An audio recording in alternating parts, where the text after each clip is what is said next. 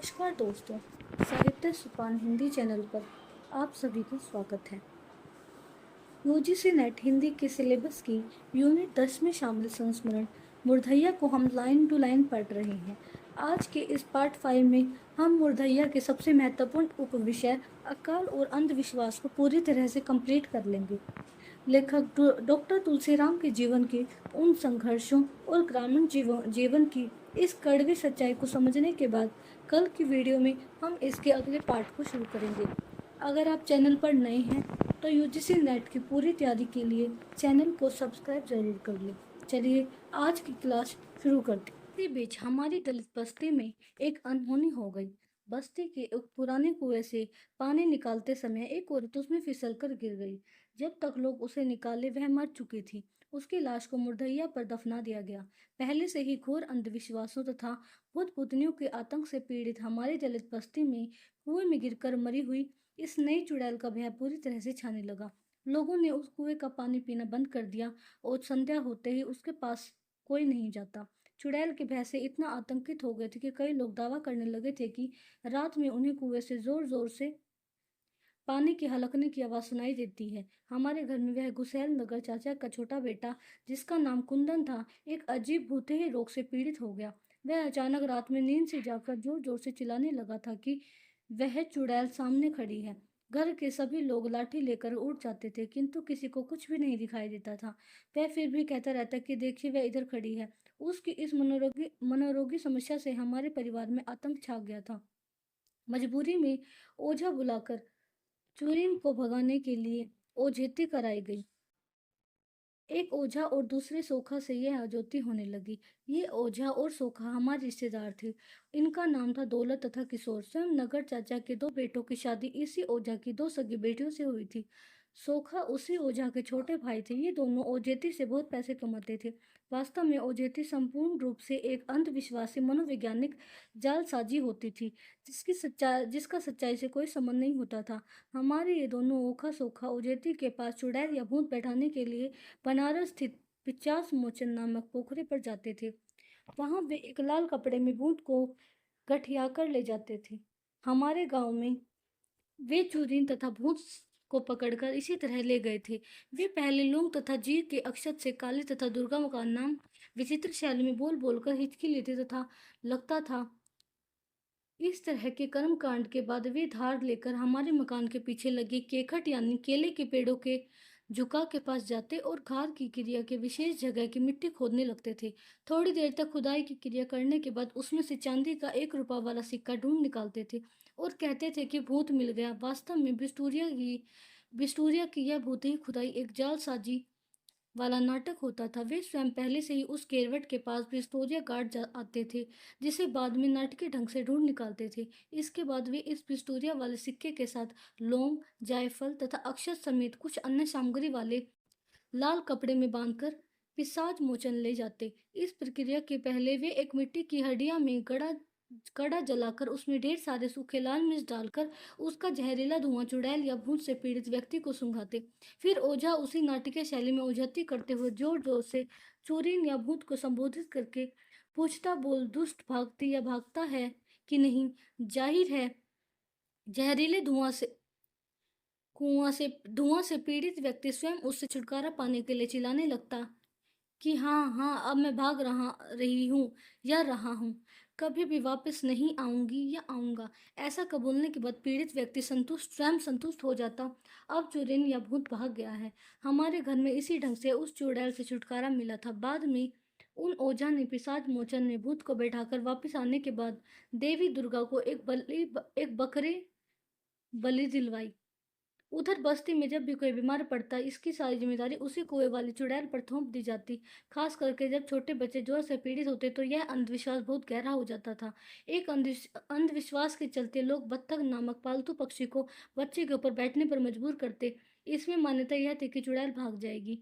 इन बीमार बच्चों को कोई दवाई नहीं दी जाती। इस तरह कई बच्चे मर जाते।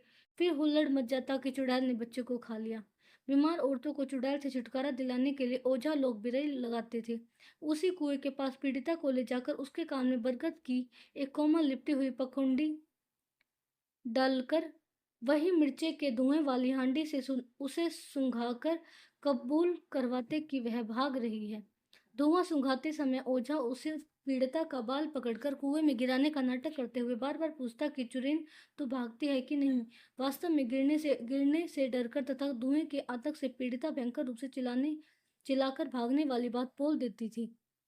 इसे ही बिरही लगाना कहते थे। उस समय एक बार मेरी माँ को भी बिरही लगाई गई थी, जिसमें मैं बुरी तरह से डर गया था। कई ओझा तो पीड़ितों को थप्पड़ से भी मारते थे। इस प्रक्रिया में भूत भगाने के लिए कुछ मटुवाही भी कराते थे। मटुवाही करवाने वाले एक तरह से ओझा ही होते थे, किंतु उन्हें मटुवाह कहा जाता था। मटुवाह हमेशा मुर्दैया के पास एक पेड़ के नीचे संपन्न होती थी। इसके लिए एक विशेष दिन निर्धारित किया जाता था। उस दिन वहां सैकड़ों लोग आसपास के गांव से मटुवाही देखने आ जाते थे। इस प्रक्रिया में सनी मिट्टी का छोटी गेंद के बराबर एक गोला बनाकर जमीन पर रख दिया जाता।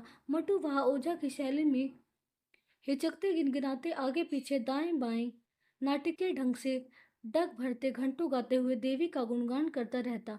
उसका यह गान बड़ा आकर्षक लगता था। इस प्रक्रिया में देवी प्रसन्न होकर उस मटुआ से पूछती कि आखिर उस मिट्टी की गेंद में कौन सी वस्तु छिपाकर रखी हुई है। यदि वह इस छिपी वस्तु का नाम मटुआ बता देता तो मान लिया जाता कि भूत अब पकड़ में आ गया है। इसी को मटुवाही कहते हैं। मटुवाही संपन्न होने में 5-6 घंटे का समय लगता था। वास्तव में मटुवाही भी पूर्ण रूपेण एक मनोवैज्ञानिक जालसाजी होती थी। षड्यंत्र के माध्यम से मिट्टी की गेंद में कोई वस्तु छिपाई जाती थी, जो काम मटुवाह का कोई एजेंट करता था, तथा छिपी हुई वस्तु के बारे में मटुवाह को पूरी जानकारी होती थी। वह तो सिर्फ लोगों को मनोवैज्ञानिक रूप से संतुष्ट करने के लिए घंटों तक मटुवाही का नाटकीय कार्य संपन्न करता था, ताकि लोग आश्वस्त हो सकें कि वास्तव में मटुवाह ने अपने देवी चमत्कार से भूत को पकड़ लिया है। हमारे गांव वाले साल में 1-2 बार मटुवाही अवश्य कराते थे। इस भूत चुड़ैल भगाने की प्रक्रिया में एक विशेष तांत्रिक क्रिया का भी आयोजन हर साल किया जाता, जिसे कराह चढ़ाना कहा जाता था। कराह हमेशा गांव के अहीर लोग एक पहोरी बाबा द्वारा चढ़ाते थे। पहोरी पुहारी बाबा हमारे गांव के एक अहीर ही थे तथा भरतैया झील के पास वाले जंगल में एक झोपड़ी बनाकर रहते थे। उनकी पूजा पद्धति या तांत्रिक सिद्धि के बारे में किसी को कुछ भी नहीं पता चल पाता था, क्योंकि वे सब कुछ गुप्त रूप से अपनी झोपड़ी में करते रहते थे। झोपड़ी के बाहर हमेशा हंडिया में लगाकर खाना पकाते और रखाते। वे सुबह शाम देसी घी की अगियारी करते तथा किसी भी रोगी को दवा के नाम पर अगियारी से बनी राख को खाने के लिए देते। इस राख को भभूत कहा जाता था। उनकी यह भभूतनी भगवाने के लिए भी दी जाती थी। लोगों का विश्वास था कि उनकी भभूत चमत्कारी होती थी। इस चमत्कार को सिद्ध करने के लिए वे कराह चढ़ाते थे। इसके लिए वे अही रोटी के अंदर खुले मैदान में गोहरे का आहारा लगाते थे। फिर कुछ भवानी देवी का जाप करते हुए एक गोहरा का ओझाओं की तरह गिनगिनाते हुए आसमान में फेंकते। गोहरा शीघ्र ही जलता हुआ नीचे गिरता, जिसे वे हाथों से पकड़कर आहिरे में आग लगा देते। गोहरे को आसमान में फेंककर जलाने वाले तंत्र में वहां उपस्थित सैकड़ों लोग वशीभूत होकर भवानी देवी की जयकार करने लगते। इसके बाद वे जलते हुए बड़े अहरे पर कराहा यानी कड़ाहा रखकर उसमें कई बाल्टी दूध पकाते। शीघ्र ही खोलते हुए दूध से पोहरी बाबा लोटा भर भर कर नहाने लगते। नहाते समय भवानी देवी का नाटकीय मुद्रा में हिचक हिचक कर जाप भी करते थे। साथ ही अपनी तेल पिलाई लाठी को भी वे उस खोलते दूध से धोते। फिर लाठी को कंधे पर रखकर एक खतरनाक पहलवानी मुद्रा में अहिरे के चारों तरफ घूमते। उस समय ऐसा लगता था कि मानो वे सारी दुनिया को उसी लाठी से मिटा देंगे। बीच बीच में वे पुनः खोलते दूध से नहाते रहते। घंटों तक चलने वाली इस तांत्रिक क्रिया को दूर दूर से लोग देखने पहुंचते थे तथा चमत्कृत होकर वापस जाते। कराह चढ़ने के बाद पोहारी बाबा का तांत्रिक चमत्कार और भी ज्यादा स्थापित हो जाता था। उनके यहाँ भभूत लेने वालों की संख्या बढ़ती रहती। मैंने स्वयं 2 बार पोहारी बाबा के इस कराह चमत्कार को देखा था। आज के जमाने में आग जलाने या आग पर चलते हुए भी नए जलने का रहस्य विज्ञान द्वारा उजागर हो चुका है। ये किसी भी चमत्कार से नहीं, किंतु उस समय अंधविश्वासी मान्यताओं के चलते मूर्खतावश इसे चमत्कार समझा जाता था। वास्तव में ये सारी क्रियाएं ठगबाजी की ही परंपराएं थी। एक तो अकाल की महामारी, दूसरे अंधविश्वासों का बोलाबाला दलितों के लिए गरीबी में आटा गिला करने वाला साबित होता था। उन्हीं दिनों अकाल की खबर सुनकर हमारे मुनीसर चाचा कलकत्ता से 8 सप्ताह की छुट्टी लेकर गाँव आए तथा साथ में एक टीन की बाल्टी तथा छाता भी लाए थे। बाल्टी में एक भारी भरकम लाल कपड़े में चौकार बांधी एक गठरी थी, जिसे बाहर निकालकर हाथ पैर धोकर खोला तो उसमें एक मोटी लाल जिल्द वाली 1 फीट लंबी तथा 1.25 फीट चौड़ी किताब निकली, साथ में लकड़ी का बना किताब रखकर पढ़ने वाला उपकरण भी, जिसे वे रिहल कहते थे। मैंने किताब का चढ़ोना पढ़ा तो उस पर मोटे अक्षरों में लिखा था, पंडित ज्वाला प्रसाद शर्मा द्वारा टीकाकृत रामचरितमानस। उस पर बम्बई का पता भी लिखा था। मुनीसा चाचा ने तुरंत मुझसे कहा कि बिना हाथ पैर धोए इसे कभी मत छूना तथा इसे कभी जमीन पर मत रखना, हमेशा रिहल पर रखकर लोगों को गा कर सुनाना। मुनीसा चाचा अनपढ़ थे और पढ़ नहीं सकते थे। वे कलकत्ता में रहने वाले हिंदी भाषी लोगों को हिंदुस्तानी कहते थे। उन्होंने बताया कि अनेक हिंदुस्तानी अपनी बाड़ी में इस किताब को कपड़े में बांधकर खूंटे पर टांग कर रखते हैं तथा छुट्टी के दिन किसी पढ़वेता से पढ़वाकर सुनते हैं। मुनीसा चाचा ने भी यह भी बताया कि हमारे जूट मिल में काम करने वाले एक हिंदुस्तानी पंडित ने कहा है कि जिस घर में यह किताब रखी रहती है उस घर में चुड़ैल और भूत कभी नहीं आते। इसलिए हिंदुस्तानी लोग उसे अपने घर में जरूर रखते हैं, चाहे भले ही वे अनपढ़ क्यों ना हो। मुनीसा चाचा की यह बात सुनकर न सिर्फ हमारे घर वाले बल्कि दलित बस्ती के अनेक लोग बहुत राहत महसूस करने लगे और उनका यह विश्वास गहराने लगा कि अब यह किताब भूतों को भगाने में मददगार सिद्ध होगी। गर्मी का दिन था। पहले ही दिन मुनीसा चाचा ने मुझसे कहा कि आज ही शाम को कुएं की जगह पर बैठकी होगी, वहीं पढ़कर सुनाना। उन्होंने बस्ती के लोगों को भी कह दिया कि वे शाम को कुएं पर आवें और रामायण सुने। मैंने शाम के समय हाथ पैर धोकर कुएं पर बैठकर रिहल पर रामायण को रखा। साथ ही मेरा दिल जोर जोर से धड़कने लगा। डर इस बात का था इसे ठीक से पढ़ पाऊंगा कि नहीं। मुनीसा चाचा निर्देश दे कि सुंदरकांड खोलो। वे इसे कोलकाता में किसी से सुन चुके थे और उनका यह बहुत ही पसंदीदा कांड था। मैंने लालटेन की रोशनी में विषय सूची देखकर सुंदरकांड खोला। कुएं की जगह पर करीब 25-30 आदमी बैठे थे। सभी ने हाथ जोड़ लिए। शुरू में मंगलाचरण के रूप में कुछ श्लोक संस्कृत के थे, जिन्हें देखकर मैं एकदम घबरा गया और मेरी जबान तुतलाने लगी। यह मेरे लिए बड़ा संकट था। मैं चौथी कक्षा में ही पढ़ रहा था। मुझे यह भी नहीं पता था कि संस्कृत क्या होती है। सिर्फ स्कूल के पास वाले संस्कृत पाठशाला के पंडितों को चिढ़ाने वाले सूत्रों के अलावा कुछ भी नहीं पता था। तुतलाते हुए मैंने शुरू के 2-3 संस्कृत वाले छंदों को लिखा हुआ सिर्फ अर्थ पढ़ा, जिनमें राम तथा अंत में हनुमान जी की वंदना थी। यह सुनते ही मुनीषी चाचा ने जोर से नारा लगाया, सियावर रामचंद्र की जय, हनुमान की जय। इसी नारे को सारे लोगों ने दोहराया। शुरू में ही ऐसा मानकर मेरा तुतलाना कम हो गया और विश्वास लगने लगा कि रामायण पढ़ सकता हूँ। बीच बीच में मुनीषी चाचा कहते कि गा गा के सुनाऊं। यद्यपि स्कूल के मंदिर पर लगने वाले रामनवमी मेले के अवसर पर साधु द्वारा रामायण गायकी में सुन चुका था, जिसकी वजह एक खास शैली थी, किंतु गाते हुए मुझे बड़ी हिचक होती थी। इसलिए शुरू के दिनों में सिर्फ गद्य रूप में ही पढ़ता था, किंतु कुछ दिन बाद मैं गाने भी लगा। सुंदरकांड के शुरू में रावण द्वारा अपहृत सीता को ढूंढने हनुमान जी के लंका जाने का वर्णन तथा सर्पों की माता सुरसा नामक चुड़ैल से मुलाकात एवं छाया पकड़ने वाली एक अन्य राक्षसी की हत्या वाले प्रकरण थे, जिन्हें सुनकर कुएं पर बैठे श्रोताओं की उत्सुकता बहुत तेज हो गई। चौपाइया के साथ मैं भी अर्थ पढ़ता जाता था, इसलिए सभी लोग बड़े ध्यान से सुनते थे। चुड़ैल के प्रकरण से उनकी रुचि हद से ज्यादा बढ़ने लगी, जिसका मूल कारण था कि दलित बस्ती में पहले से ही व्याप्त चुड़ैल का आतंक। कुछ और राक्षसों की हत्या तथा लंका दहन का वर्णन सुनकर उपस्थित लोग बहुत रोमांचित हो उठे और सभी लोग हनुमान जी की जयकार करने लगे। पहले जब भी कुएं पर बैठकी होती, लोग हमेशा लगातार गांजा पीते रहते तथा मुझे स्वयं रस्सी की गांठ जला जलाकर चिलम भरनी पड़ती थी। किंतु रामायण वाचन वाला वह पहला दिन एक ऐसा था जब किसी ने भी गांजा नहीं पिया। पहले दिन का वाचन लंका दहन के बाद समाप्त हो गया। लोग अगले दिन पुनः कुएं पर आने का वचन भी दे दिए। उस रात बस्ती में मेरी बहुत प्रशंसा हुई थी। शुरू के कुछ महीने तक रोज ही शाम को मजदूरी करके वापस आने के बाद थोड़ी देर तक लोग मुझसे रामायण सुनते, संभवतः इस विश्वास के साथ कि उन्हें भूत अब तंग नहीं करेंगे। उसी दौर में गांव में एक अलग किस्म की डरावनी घटना हुई। हमारे गांव के सबसे ज्यादा धनवान ब्राह्मण जमींदार निरंजन पांडे थे। इनके बड़े भाई विसर्जन पांडे जटाधारी साधु बनकर भवनोटी से एक फरलाख पश्चिम तरफ बरम बाबा के चोरा के पास कुटी बनाकर रहते थे। रूप रंग से वे पौराणिक विश्वामित्रा की तरह लगते। उन्हें लोग पंडित जी के नाम से जानते थे।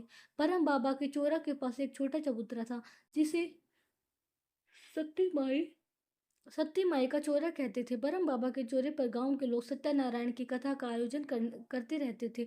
वास्तव में बरम बाबा कोई विशेष देवता नहीं थे, किंतु बगल में सती माई के चोरे से पता चलता है कि बरम बाबा गांव के ही बहुत पहले के कोई ब्राह्मण थे, जिनकी मृत्यु के बाद उनकी पत्नी उनकी चिता में जलकर सती हो गई थी। इसलिए दोनों का वहां बहुत पुराना चोरा बना दिया गया था। बरम बाबा के चौरे पर एक बहुत मोटा और विशाल पीपल का झर्झर पेड़ था, जिसे देखने पर पता चलता था कि वह पेड़ 19वीं सदी के पूर्वार्ध का अवश्य होगा। किंतु गांव में किसी को यह नहीं पता था कि ये दोनों चौरे सती प्रथा के प्रतीक थे। यह रहस्य कभी नहीं खुल पाया। सभी ब्राह्मण ये कहते थे कि सदियों पूर्व आंधी में उड़ते हुए पीपल का पौधा आकर वहां खड़ा हो गया, जिसे ईश्वर का चमत्कार मानकर लोग पूजने लगे। अतः वह चौरा तथा पीपल बहुत पवित्र पवित्र माना माने जाते थे। निरंजन पांडे के बड़े भाई का जटाधारी वेश में वहां निवास करने में अंदाजा लगाया जा सकता है कि बरम बाबा और सती माई उन्हीं के पूर्वज रहे होंगे। किंतु इस रहस्य से भी पर्दा कभी नहीं हटा। गांव में चूली नामक दलित अपने दो बेटों के साथ निरंजन पांडे की हरवाई करते थे। चूली की पत्नी का नाम सोमरिया था। वह भी एक अनोखी महिला मजदूरन थी। सप्ताह के हर दिन के नाम वाली औरतें, जैसे द्रसो मरिया, मंगरी, बुधिया, बेफैया, सुखिया, सनीचरी तथा अतवरिया, ये सभी हमारी बस्ती में रहती थी। सोमरिया गांव में चुगलखोरी के लिए बहुत प्रसिद्ध थी। उनकी एक अनोखी आदत यह थी कि उनके घर से कोई भी छोटी मोटी चीज खो जाती तो वह अपनी झोपड़ी के पास वाले कुएं पर रात में सबको सो जाने के बाद सन्नाटे में खड़ी होकर जोर जोर से भद्दी भद्दी गालियां देते हुए खोए हुए सामान का नाम लेकर बिना किसी को इंगित किए उसे लौटा देने का हांका लगाती थी। अगर एक गांठ लहसुन या प्याज भी उसके घर से गायब हो जाती तो वह उसके लिए भी उसी शैली में वह रात के सन्नाटे में वापस करने की मांग दोहराती रहती। उसकी यही शैली इतनी आतंकित कर देती थी कि कई बार गांव के लोग उस छोटी मोटी सामग्री को अपने घर से ले जाकर उसकी झोपड़ी के पास रख देते थे, ताकि वह रोज रोज कुएं पर सोता पड़ने पर शोर न मचावे। गांव में लगभग सभी का विश्वास था कि सोमरिया को जब भी किसी चीज की आवश्यकता होती है, वे एक जल साक्षी के तहत उसे चोरी चले जाने का नाटक करते हुए उस कुएं पर हाका लगाती थी, ताकि लोग उसकी मांग को मुफ्त में पूरा कर दें। उसकी यह रणनीति बड़ी कामयाब रहती थी। एक दिन उसने रात में हाका लगाते हुए एक विचित्र सूचना दी, जिसमें उसने बताया कि निरंजन पांडे के घर डाका पड़ने वाला है, इसलिए सभी लोग जागते रहे।